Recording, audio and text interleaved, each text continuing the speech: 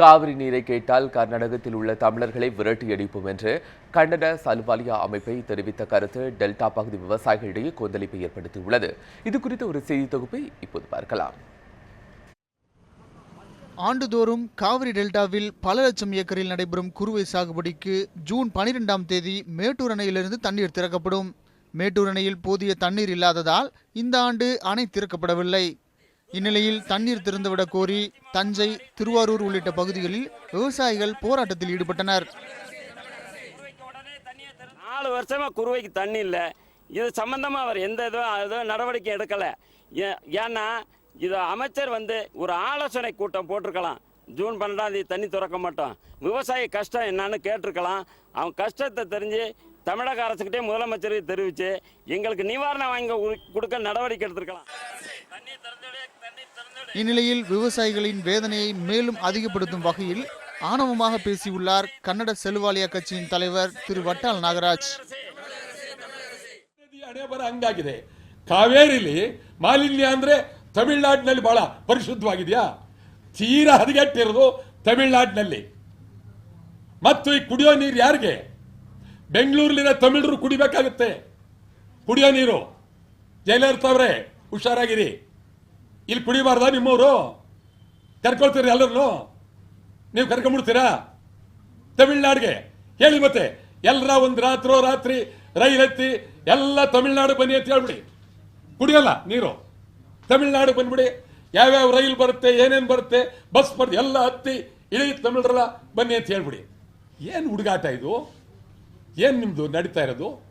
ಎಲ್ಲಿಗೆ ತಲುಪ್ತಾ ಇದೆ? ಸರಿಯಲ್ಲ ಇದು.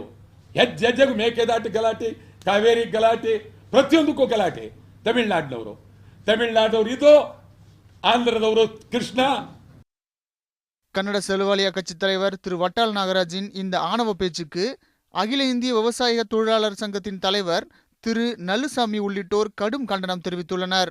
அனைவரும் இந்தியர்கள் என்ற பார்வையுடன் கன்னட அமைப்பினர் செயல்பட வேண்டும் என்று நியூஸ் 7 தமிழுக்கு அளித்த பேட்டியில் திரு நல்லுசாமி கேட்டுக்கொண்டுள்ளார். இந்தியர்கள் தான், தமிழ்நாட்டில் இருக்கக்கூடிய மக்களும் இந்தியர்கள் தான். நீங்கள் கன்னடியர்கள் தமிழர்கள்னு பிரிக்கவே கூடாது, எல்லாருமே இந்திய மக்கள் தான். ஆக இப்போ கர்நாடகாவிலிருந்து தமிழ்நாட்டுக்கு தண்ணி விடலை, ஆக தமிழ்நாட்டில் இருக்கக்கூடிய கன்னடம் பேசக்கூடியவங்களையெல்லாம் கர்நாடகத்துக்கு திருப்பி அனுப்பிடலாமா அப்படிங்கிற ஒரு கேள்வி கேட்டால் அது ஏற்புடையதாக இருக்குமா? ஏற்புடையதாக இருக்காது. அதனால் காவிரி இறுதி தீர்ப்பு என்ன சொல்லுதோ அதன்படி செய்யலாம். குடிநீர் முன்னுரிமை. இப்போ இதேபோல் தமிழக விவசாயிகள் சங்க தலைவர் திரு PR பாண்டியனும் வட்டால் நாகராஜின் பேச்சை கடுமையாக கண்டித்துள்ளார். தமிழகர்களை அச்சுறுத்தும் வகையிலும் பயமுறுத்துகிற வகையிலும் மிரட்டி வருவது கண்டிக்கத்தக்கது.